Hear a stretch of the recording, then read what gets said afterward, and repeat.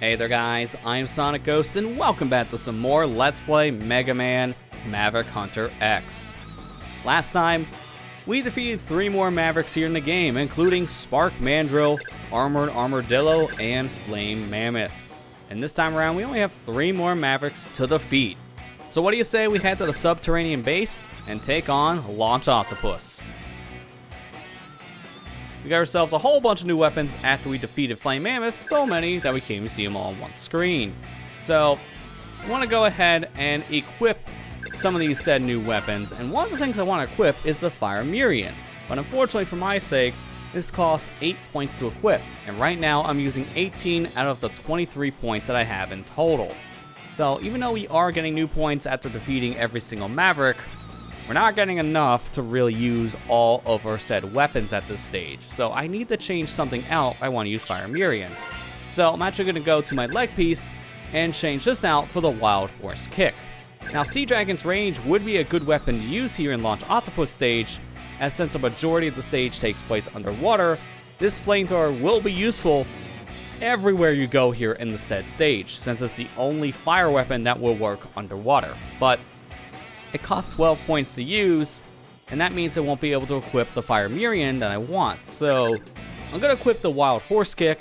Even though this is a flamethrower that won't work underwater, it'll be useful in some sections, so I want to go ahead and equip that. And now we can equip the Fire Murian. So now we're build fully customized. Let's go ahead and begin our next mission.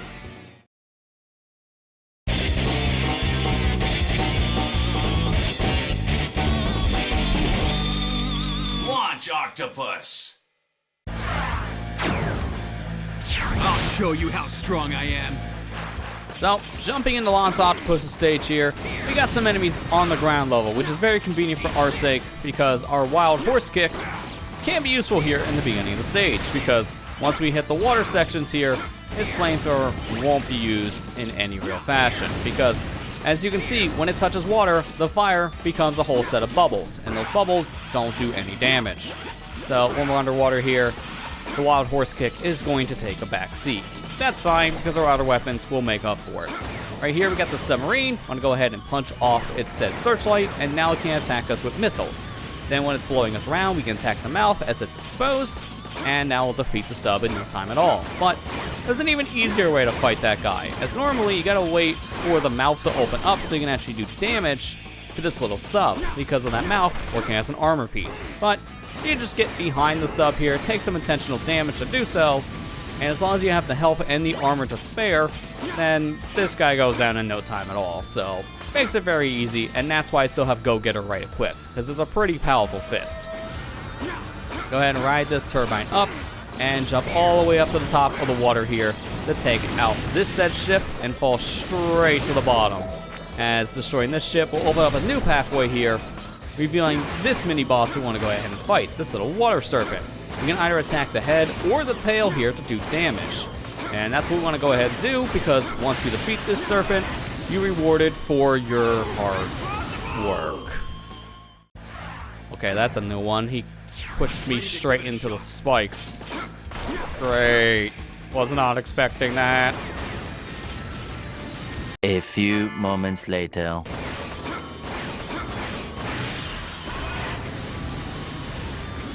Keeping my distance this time, not to have the hitbox of the dead man push me into spikes. After you defeat that little serpent, you're rewarded with your hard work. Not with death, but with a heart tank. That's number 6 of 8 collected. And you may have already done the math in your head and realized that these next 3 stages have a remaining 3 sub-tanks. And this one's just kind of chilling up on the water, which is not the easiest to get. Thankfully, we can use our shoulder cannon to delay our jump, making it easier to reach that said sub-tank in question. It would be easier though if we could just grab it with, say, like a boomerang weapon of some kind, but we don't have anything like that. So at this point, we're ready to go ahead and take on our next Maverick, Launch Octopus.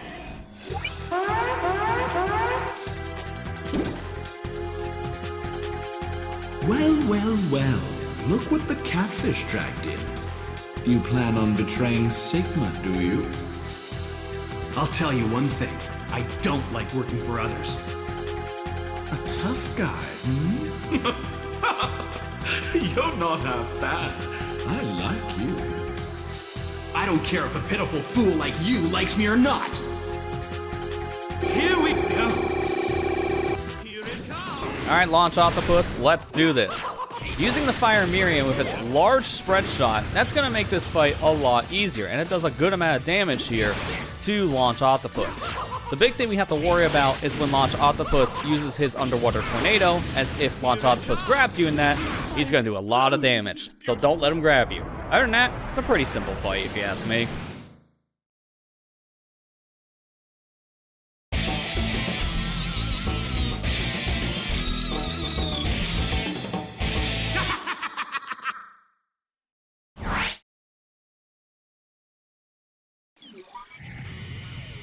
Alright, our Maverick's down, and now we only have 2 more left. So let's go ahead and finish things off by heading to our second to last Maverick stage, the Fortress Tower. Let's go ahead and confront Boomerang Kuwanger. We got ourselves a whole set of new weapons here. It looks like a lot of them are a new type of arm weapon of some kind, so let's go ahead and see exactly what we just unlocked. So, starting things out here, let's look at the said missiles. A new type of weapon here. And first things first, we got the Humorous Crush. Missiles offer more power than Vulcans, but consume more energy. So, these won't shoot out as fast as a Vulcan shot will, but as the description says, these missiles will do more damage. So the Humorous Crush may be a better pick compared to just using a standard Vulcan gun. But do keep in mind about the energy consumption. You don't want to spam these too much because you'll be out of ammo pretty fast. Next up, we got the Bonsai Beetle. This is a set of wings equipped to your said missile, which allows this missile to glide, contacting many enemies. So in my opinion, this is just a better version of the Humorous Crush because with those set of wings, the Bonsai Beetle weapon has a much bigger radius, meaning it's going to clip a lot more enemies on its said path. And our final missile type for now is the Serotino Bullet.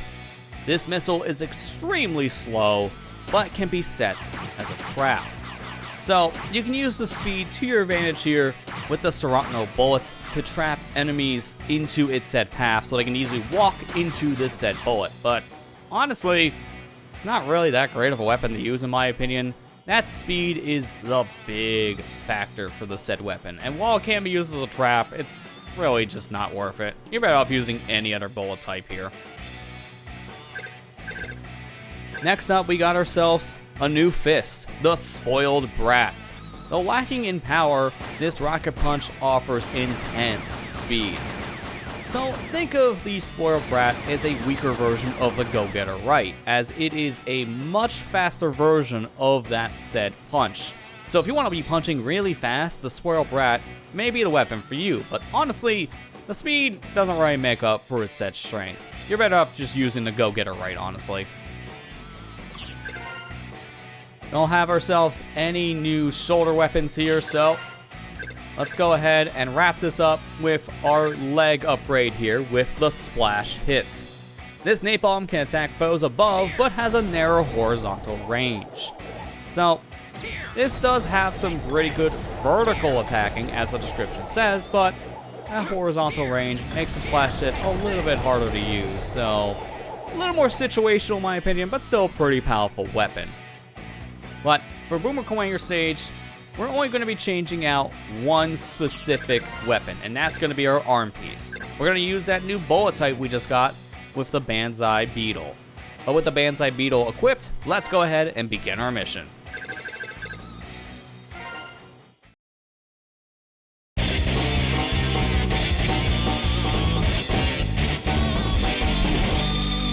Boomerang Kuwanger. I'll show you how strong I am.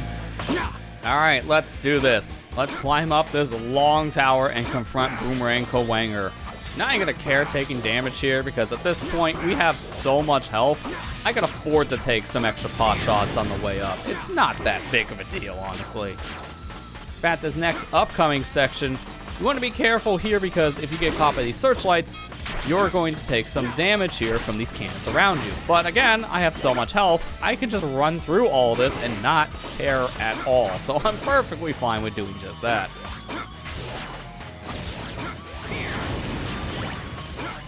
go ahead and climb up the said ladder. Just wait for enemies to attack me, and I'll still use that said flamethrower we have equipped from the last stage, making short work of any of these super durable robots that are in front of us. And now we got a long elevator section here to ride up. This section is very nerve-wracking because we got a bunch of spikes here that can easily clip us, and if we get crushed by any of these spikes, we will instantly die. So stay away as much as you can from these said platforms. X has a much easier time here because if you have the Buster upgrade and Sting Chameleon's weapon, you can just phase through all these spikes and not have to worry about damage at all, but Vile doesn't have that luxury. But when you're close to the top, you can actually start platforming your way up these said spike platforms. And you actually want to do that because not only do you get to the top faster, but you actually need to get to the top fast enough to get to the very top section, which will get you a heart tank. So that is our second to last heart tank collected. At this point, we only have one more left. So we're getting close at this point to having all of the upgrades here for Vile, but we still have to make our way through the rest of Boomerang Kuwanger stage and Sting Chameleons as well. So we're not done just yet. Gotta wait for these platforms to retreat. They have these set turns in them. So just gonna wait for these to get out of my way and continue climbing up. This section is kind of annoying to climb, no matter what character you're playing as. X, Vile, they both have a pretty hard time. Now, we're at the top, and we see a thing of ride armor, and you may be asking, why is this here? Because it really doesn't have much purpose, because you can't take it anywhere here at all. And in fact, you want to jump up here to get your sub-tank, we can't even use it to get the sub-tank. It's pretty useless. So what the heck is that ride armor used for? Well, you can use that said ride armor to fall down to the bottom sections of this tower we were climbing up because there were two blocks that we saw ride armor can interact with. One of those blocks houses nothing. Great. The other one, which is near the bottom of the said section, houses a 1-up. So if you want an extra life, sure, use the ride armor for it. It's not worth it though. You're probably gonna die trying to get to the life, if not destroying your ride armor in the process. Don't bother with the ride armor in the stage. It's just a waste of time, in my opinion. It just exists. Well, we're near the end of Boomerang Kuwanger stage, or Boomerang Kuwanger, excuse me. I don't know why, but I always called this guy Boomer Kuwanger, even though his full name is Boomerang Kuwanger. You caught me doing that a lot during X's playthrough here in the Maverick Hunter X playthrough years ago on the said channel. It's just this weird audible quirk that I have with said Boomerang Kuwanger. I don't know, man. He could be a boomer. He looks like he could be a boomer. So maybe he's a boomer. But let's go ahead and confront this said boomer.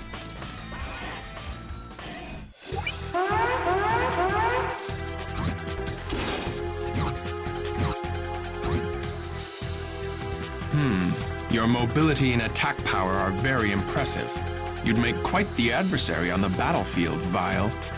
If you think so, then you must know. You know which Reploid can usher in the future for us. Is this about your rivalry with X? Comparing specs directly, you come out on top, but... But what? Do you actually believe X is the one? No way. Let's get this party started. Okay, Boomer, let's fight.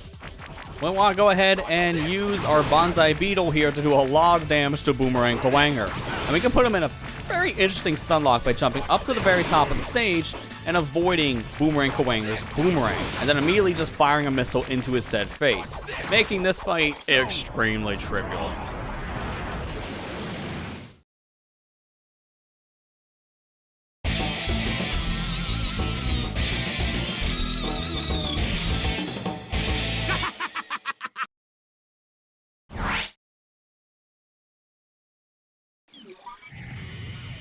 Now with Boomerang Kuwanger defeated, we can go ahead and move on to our final Maverick stage. But before we confront Sting Chameleon, I want to actually head back into Boomerang Kuwanger stage now. Because once we defeat the said Kuwanger here, we get ourselves a whole bunch of upgrades. But you may have noticed we got ourselves a new type of upgrade, which is going to make things a little bit easier for us when it comes to the said backtracking.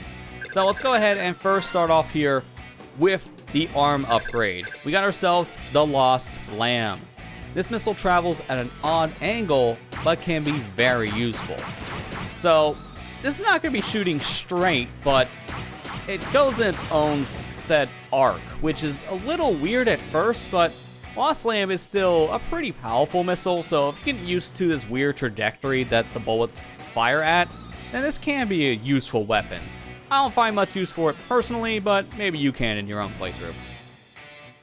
And that's the only arm upgrade we got ourselves right now, so let's go ahead and go to our shoulder upgrade, and we can see we got ourselves a new cannon here, the Fat Boy. This is the most powerful cannon around, but it consumes a lot of energy, which is ironic because it only costs 10 points to equip. It does take up a lot more weapon energy though, so be careful with how much you spam the Fat Boy because you can easily burn through all your weapon energy if you're just spamming this thing, trying to attack enemies above you. The real thing we're here for is all these boomerang weapons that we got from defeating Boomerang Kuwanger. First things first, we got the Metal Crescent. Use the directional buttons to aim this weapon, and it can fire 3 different cutters. So this is a spread shot style cutter, and this could be useful as you can influence the direction that these things go on your own, but it's still a pretty cool weapon just because of the spread shot of 3 cutters at once. So this could be a pretty powerful and useful cutter weapon to use. Next, we got ourselves the Quick Homesick. This cutter travels in an arc like a boomerang. Use it to pick up items. So this is basically just the boomerang upgrade that X gets when he defeats Boomerang Kuwanger, and essentially gets his weapon. So this is pretty useful for collecting items, and this will make collecting things that we haven't gotten at this point with Vile a lot easier, honestly. So at this stage in the game, it's a pretty good weapon to use for attacking people, but also really useful just for grabbing upgrades too. Next up, we got ourselves the Parasite Sword. This fires cutters that grow as they fly, and they can pierce enemies. So this Parasite Sword is interesting because it will grow bigger the longer it's on screen, and because it has piercing damage, this can be very, very useful. We're fighting a lot of enemies all clumped together in one area. Next up, we got the Two-Headed Slash. This specialized weapon unleashes 2 cutters at once. So think of this like the Metal Crescent, where you're shooting multiple cutters, but instead of 3, you get 2.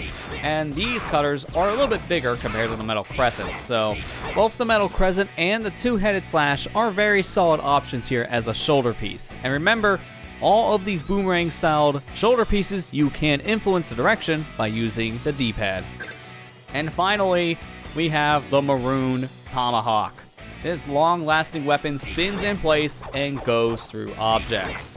So this weapon can be very useful if you're just wanting to place it in one specific area and have multiple enemies fly into your set Tomahawk, because this will damage a lot of foes. But because this weapon only really goes so far out, it may not be as useful as using some of the other cutter weapons here that Vile has. But it is a very powerful one, so it's a trade-off that may be worth taking. Next up, we got ourselves a new thing here for our legs, the Stubborn Crawler. This energy ball travels over terrain, but it uses much energy. So, for the trade-off of the Stubborn Crawler going over pretty much any kind of terrain you can think of, this will use a lot of ammo. It is a pretty powerful energy ball, but that ammo cost may be the drawback that may make you want to use one of the other rolling attacks here with Vile. But it is a powerful attack, and it's very versatile to boot. And finally, we got the Burning Drive. Create a powerful ball of flame using nearby oxygen as fuel. So, this weapon is really, really strong, and it can do a lot of damage to pretty much any enemies around you, but at the cost of range, as the Burning Drive has very, very pitiful range. Wherever Vile is standing, that is where Burning Drive will activate. It won't shoot out in front of him at all. It's just going to engulf the area around where Vile is at. So it's a very close range weapon that you have to be very mindful of when using, because you can easily take damage trying to use the Burning Drive to attack enemies. But that's all of our weapons we got. A lot of them were mainly because of the boomerang types here that we got from Boomerang Kuwanger. So let's go ahead and equip one of those said boomerangs, the Quick Homesick, and jump back into Boomerang Kuwanger stage. And since we defeated the said Boomerang Man, he's not going to be here, so we're just going to be making our way through this said level, trying to grab ourselves that one sub-tank. So we're going to be rushing through the stage, and as I rush through this, I do want to talk about the elephant in the room when it comes to this said playthrough. Why did it take over 8 years to get back to Vile? And I figured this would be a great time to talk about this said big gap in the series. Let's not kid ourselves here. It's the longest gap I ever had going back to create videos on a series like this in my entire career, essentially, of making videos here on YouTube. And it wasn't originally planned because I never played through the Vile playthrough here in Maverick Hunter X before. I played through X's playthrough a couple times when I got my PlayStation TV, not too long after, a PlayStation Portable of my own. But I felt confident enough to play through X's run of Maverick Hunter X when I originally recorded the series back in 2016. But Vile, on the other hand, I never touched, and I'm glad that I did not rush into Vile's playthrough after playing it more recently now to prepare for the series. Simply because Vile is the hard mode here of Maverick Hunter X, so you don't want to be rushing into a thing like this that you have no experience with, because honestly the playthrough would have been really hard to watch in a lot of areas. It would have been really difficult for me to get through, the commentary would be all over the place because we'd be more focused on the game, not to mention the gameplay itself just wouldn't be as interesting to watch, it'd be a lot more sloppy. So I'm glad I waited, even though it was a much longer wait than I would have anticipated back then, but hey, I've grown a lot over these past 8 years. I've gotten a lot better when it comes to commentary here for videos, and a lot of it I do chalk up to streaming as often as I do over on Twitch, because I've streamed pretty frequently not too long after this playthrough wrapped up. About a year later, that's when I really started taking streaming more seriously and introduced a streaming schedule. And at that point, I was doing streaming so regularly, I got more used to commentating for very long periods of time to a wide audience. So I do chalk up my commentary style evolving over time to streaming as much as I do. And I'm really grateful for that. And I'm also grateful for people who have watched my streams over the years. But now we got our sub-tank, we can easily exit the stage, but I'm going to just continue forward just to show what happens when a Maverick decides to leave home for the said day. In this case, because we defeated it. Boomerang Kuwanger is not going to be here at the end of the stage, so once we get to the ending, things are going to play out a little bit differently here. So, let's continue climbing up, and thankfully, the end of the stage is just right up top of this said vertical section, not too long after getting the sub-tank. So, once we enter Boomerang Kuwanger's room, no one's home, so we'll just go ahead and peace out. And with that, we're done with Boomerang Kuwanger stage, and now with a sub-tank collected, we only have one more hard tank and one more sub-tank to collect, and they're both here in the Recon Base Ruins. Let's tank on our final Maverick, Sting Chameleon.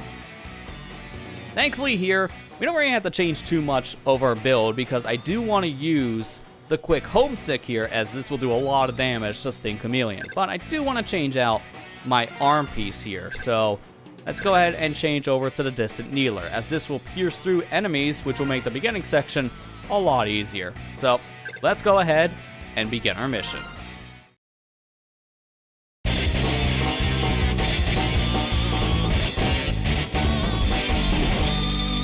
Sting Chameleon. I'll show you how strong I am.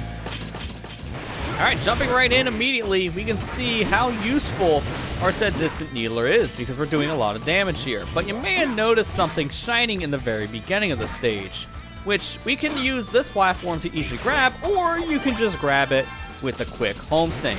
That is our final heart container of the game, so we got all 8 heart tanks. Now is vials, so at this stage we have max health, which is perfect, because at this stage in the game, we're going to be running into a lot more powerful enemies, so it'd be really helpful to have as much health as possible now. Let's go up top and grab ourselves some Rhine Armor. This is normally where X's Buster upgrade would be located, but here for Vile, it's some Ride Armor. We'll be using this to take out all the goons in front of us, because we want to go ahead and use this Ride Armor here at the very end to jump out and grab our final sub-tank. So Now we got all 4 sub-tanks collected.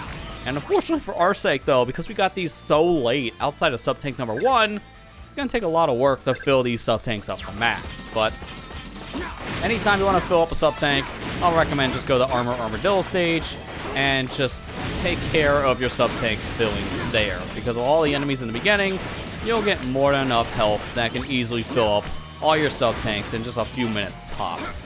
So I may end up doing that for my own sake later on. We'll see, because the remaining few stages that we have left here in Vile's run-through of Maverick Hunter X, it would help to have a full set of sub-tanks for, so it is recommended to fill up your sub-tanks once you have access to every single last one of them. So keep that in mind.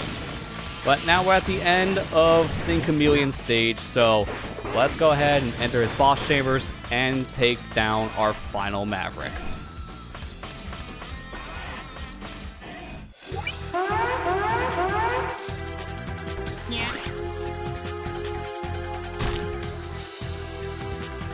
Woohoo! It's Vile! I used to have nothing but respect for you, you know. In that case, get out of my way and let me pass. I don't think so. We're going to have to fight. If you say so, I won't let you or Sigma stand in my way.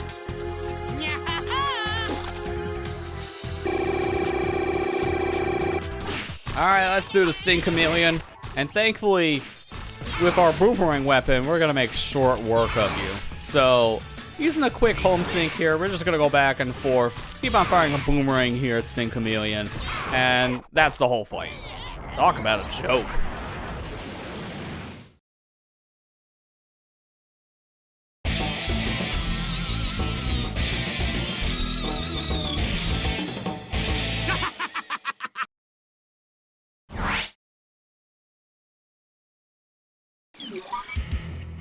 Vile. So this is your way of handling things? Your underlings were a cinch to beat. They couldn't have been much good to you anyway. Interesting. Why don't you come find me using your methods? I want to see you in action with my own eyes. I'll make you understand. You'll know that I am the one who holds the key to the future. So now with all 8 of the Mavericks defeated, we're ready to move on to Sigma's Palace, and we can take on our first stage immediately, but we're going to hold off on that for now. And for now, I want to go ahead and enter any stage to see what we unlocked from defeating our final Maverick. And we got our final set of weapons here for Vile all unlocked now, which is perfect. So go ahead and start things off here with our final Vulcan cannon, the Buckshot Dance. The scattering power of this Vulcan results in less than perfect aiming. So essentially, this said weapon, it's powerful, but the scatter shot of it makes it very, very unreliable. If you're up close and personal enemies, that accuracy won't matter, but if you're trying to attack things from a distance, the Buckshot Dance may be a hard Vulcan cannon to use.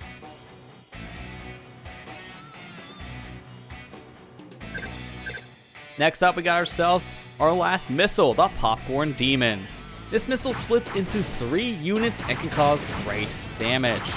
So, this is a missile that shoots off into a spread shot, which is very, very helpful for defeating a good clump of enemies in front of you. Not to mention, 3 missiles attacking 1 enemy, that's going to do a lot of damage. This is a pretty useful weapon and doesn't really cost that much to use, both in terms of points to equip and also ammo to consume. And that is it for all of the ARM weapons here for Vile. So now we have all of his ARM upgrades. And now we got ourselves 1 more shoulder upgrade for the cannon itself to look at before we look at a whole bunch of a new variant type. So we got ourselves the Trident line. This weapon fires 3 rounds, but it leaves you open for a moment. So we got ourselves yet another spread shot style weapon, but unfortunately, due to the slower shooting of this said weapon, it will make you vulnerable for some enemies to swoop in and attacking you, but to be fair, a lot of the shoulder weapons have a very similar weakness, so it's a little more slow paced compared to some of the other shoulder guns, but it's still a pretty useful one, especially given how those 3 rounds will do a lot of damage. Now let's take a look at our brand new shoulder weapon type that we got here. The first one is the Serapis Phantom. Not as powerful as other weapons, but this laser fires in 3 directions. So, this laser, since it can fire in 3 different directions, we got ourselves yet another spread shot. Getting a lot of spread shot weapons as of late. And even though it's not powerful, you got 3 different attacks to use, so that does make up for some of its shortcomings. Other than that though, it's still a pretty useful laser, and it's the cheapest one to equip here for Vile. Next up, we got the Nervous Ghost.